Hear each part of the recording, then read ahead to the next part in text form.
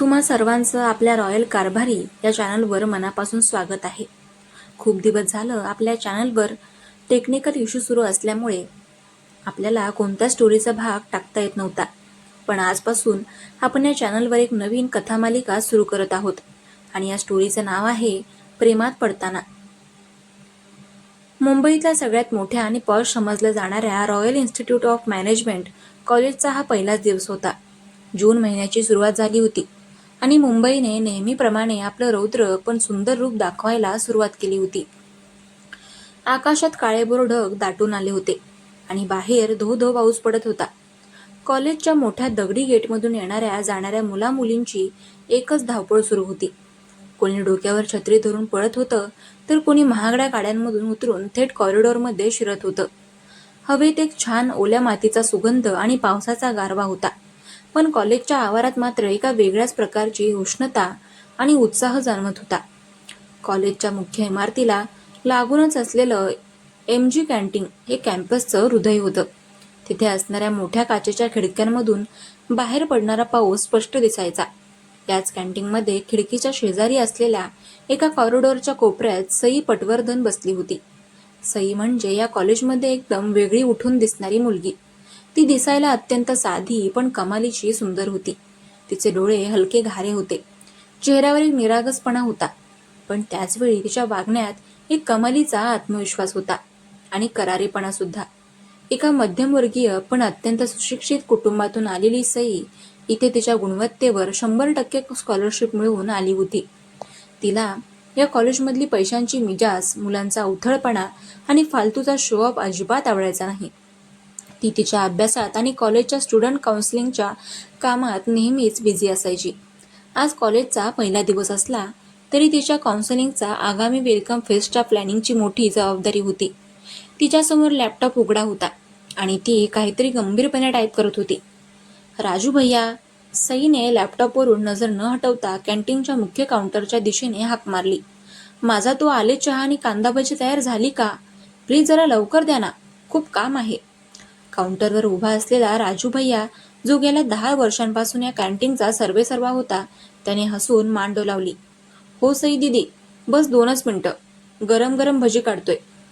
नेमक्या त्याच वेळी कॅन्टीनच्या मुख्य लाकडी दरवाजावर अचानक एक शांतता पसरली. मुलांचे हळूहळू चालणारे आवाज थांबले. काही मुलींनी आपल्या मैत्रिणींचे हात पकडून दरवाजाच्या दिशेने इशारा केला.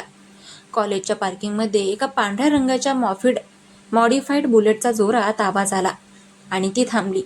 गाडीवरून एक मुलगा उतरला.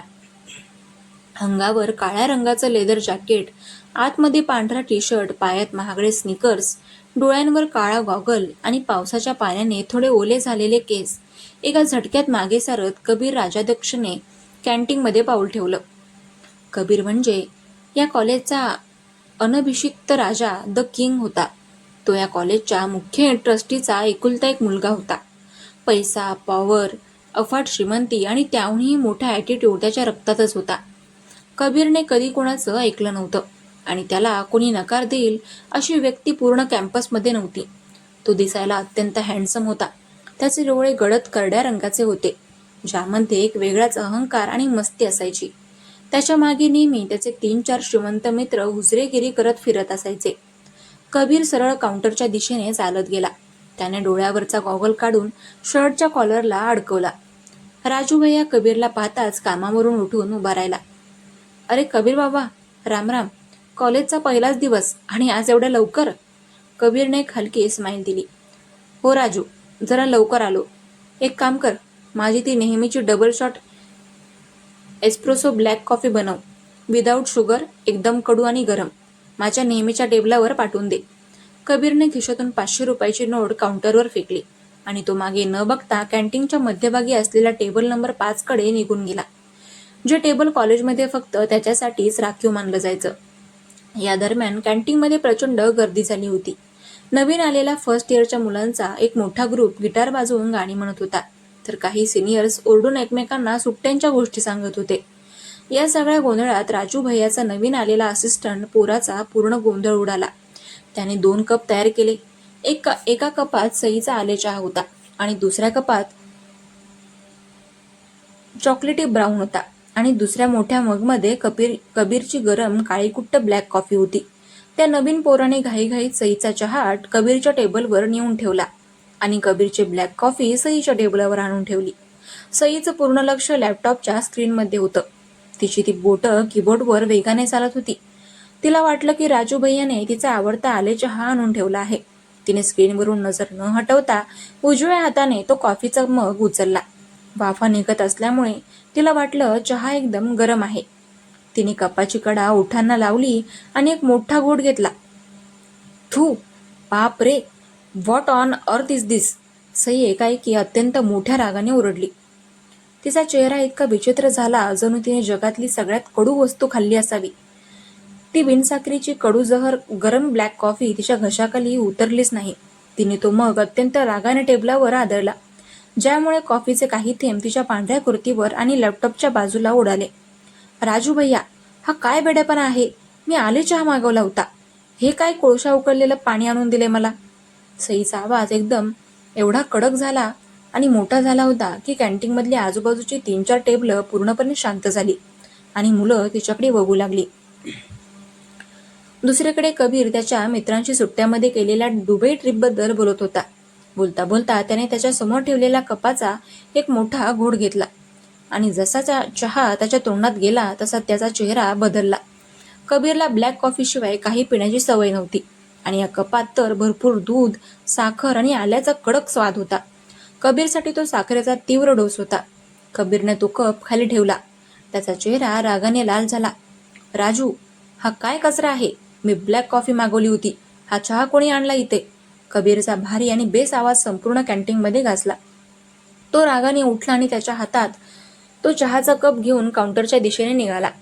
नेमकी त्याच वेळी सई सुद्धा तिच्या हातातील तो ब्लॅक कॉफीचा मग घेऊन काउंटरकडे येत होती. दोघेही एकाच वेळी काउंटरपाशी पोहोचले आणि त्यांची जोरदार टक्कर होता होता राहिली. सईने रागाने वर पाहिलं तर समोर हा 6 फुटांचा लेदर जॅकेट घातलेला मुलगा उभा होता. त्याच्या चेहऱ्यावर प्रचंड माज दिसत होता. हा तुझा कडूकाडा तुझ्याकडे ठेव. सई कबीरच्या अगदी समोर उभी राहून त्याच्या डोळ्यात डोळे घालून म्हणाली.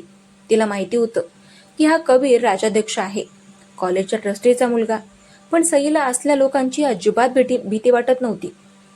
कबीरने वरून खाली सईकडे पाहिलं. या संपूर्ण कॉलेजमध्ये त्याच्यासमोर इतक्या मोठ्या आवाजात बोलण्याची आणि त्याच्या आवडीच्या गोष्टीला काढा म्हणण्याची हिंमत आजपर्यंत एकाही मुलाची किंवा मुलीची झाली नव्हती. कबीरने त्याचा चहाचा कप काउंटरवर जोरात आदळला. Excuse me, miss. कबीर त्याचा अत्यंत शांत पण धारदार आवाजात म्हणाला. जिला तू काढा आणि कोळशाचं पाणी म्हणतेस ना, ती माझी आवडती ब्लॅक कॉफी आहे आणि हा तुझा साखरेचा पाक माझ्या टेबलवर आणून ठेवायची हिंमत कोणाची झाली? या चहाने माझ्या जिभेची सगळी चव घालवली आहे. माझं नाव सई आहे, मिस्टर श्रीमंत बापजादे. सईने तितक्याच तोड उत्तर दिलं. आणि माझ्या चहाला साखरेचा पाक म्हणायची तुझी लायकी नाहीये. जर तुला तुझ्या कॉफीचा कप ओळखता येत नाही तर मोठे डोळे करून फिरण्यात काय अर्थ आहे? डोळे फक्त त्या महागड्या गाड्यांवर आणि गॉगल घालण्यातच असतात की समोरचं पण काही दिसतं? कॅन्टीनमध्ये आता पूर्णपणे सन्नाटा पसरला होता. मुलांनी अक्षरशः तोंडात बोटं घातली होती. कॉलेजच्या पहिल्याच दिवशी पहिल्याच तासाला एका साध्या मुलीने कबीर राजाध्यक्षला थेट चॅलेंज दिलं होतं. कबीर सईच्या आणखी एक पाऊल जवळ आला. त्याचा परफ्यूमचा तीव्र सुवास सईला जाणवला, पण ती मागे सरकली नाही. कबीरने त्याचे करडे डोळे बारीक केले आणि हळूच फक्त सईला ऐकू जाईल अशा आवाजात म्हटलं. या कॉलेजमध्ये कबीर राजाध्यक्षचा शब्द हा कायदा असतो. आणि मुली, तू नवीन दिसतेस म्हणून सोडतोय, पण माझ्याशी पंगा घेणं तुला किती महाग पडू शकतं याची तुला कल्पनाही नाहीये. धमकी कोणाला देतोस? मी अशा धमक्यांना अजिबात घाबरत नाही. स्वतःची कॉफी सांभाळता येत नाही आणि जगाला कायदे शिकवतोय. सईने कबीरच्या हातातून तिचा चहाचा कप हिसकावून घेतला आणि कबीरचा कॉफीचा मग राजू भैयाच्या हातात दिला. राजू भैया, हा कचरा फेकून द्या आणि मला नवीन चहा द्या, असं म्हणत सई एका झटक्यात तिचे लांब केस हवेमध्ये उडवत तिथून निघून गेली. कबीर तिथेच उभा राहिला. त्याचे हात मुठीत आवळले गेले होते. त्याच्या कपाळावरच्या आठ्या स्पष्ट दिसत होत्या. त्याच्या मित्राने रोहनने मागे येऊन त्याचा खांदा पकडला. कबीर, सोडून दे ना यार, कोणीतरी स्कॉलर टाईप मुलगी दिसते, माहिती नसेल तुझा रोबाब तिला. कबीरच्या ओठांवर एक थंड, क्रूर पण अत्यंत हँडसम हसू आलं. त्याने सईला जाताना पाहिलं. माहिती नसेल तर माहिती करून द्यावी लागेल रोहन.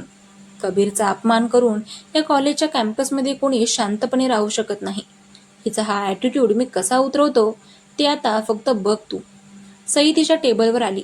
तिचं मन प्रचंड अशांत होतं. तिची मैत्रीण अंजलीने तिला विचारलं, सई, तू वेडी आहेस का ग?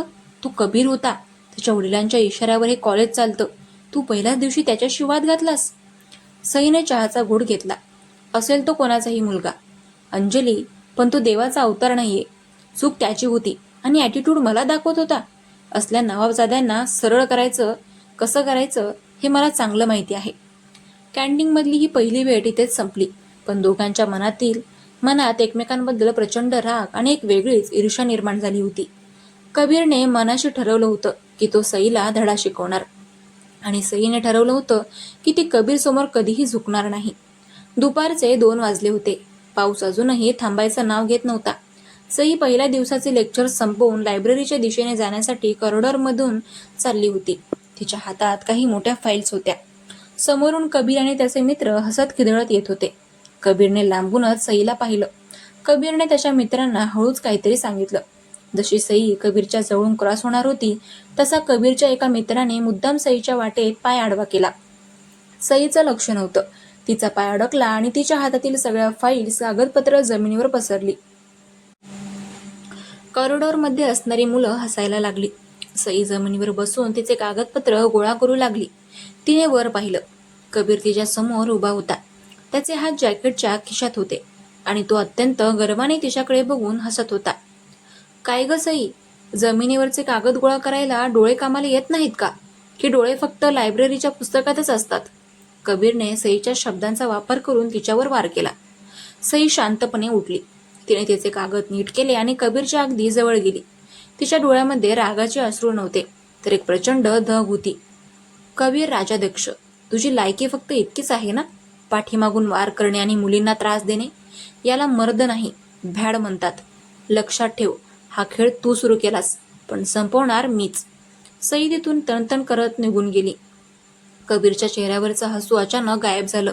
सईने त्याला भॅड म्हटलं होतं. हा शब्द त्याच्या इगोला थेट लागला होता. आजची पहिली भेट आणि हा पहिला सामना इथेच संपला होता. पण हे युद्ध खूप लांब चालणार होतं. आता पुढे काय होईल तुम्हाला काय वाटतं? कबीर सईचा बदला कसा घेणार? सई त्याला कसं उत्तर देणार? आणि पुढच्या भागात त्यांच्यात काय ड्रामा होणार? आता या सर्व प्रश्नांची उत्तरं आपल्याला येणाऱ्या भागातच कळतील. तोपर्यंत आपला हा आजचा भाग कसा वाटला ते कमेंट करून नक्की कळवा आणि आपल्या चॅनलला सबस्क्राईब करायला विसरू नका. भेटूया उद्याच्या भागात. चलो बाय. हर हर महादेव.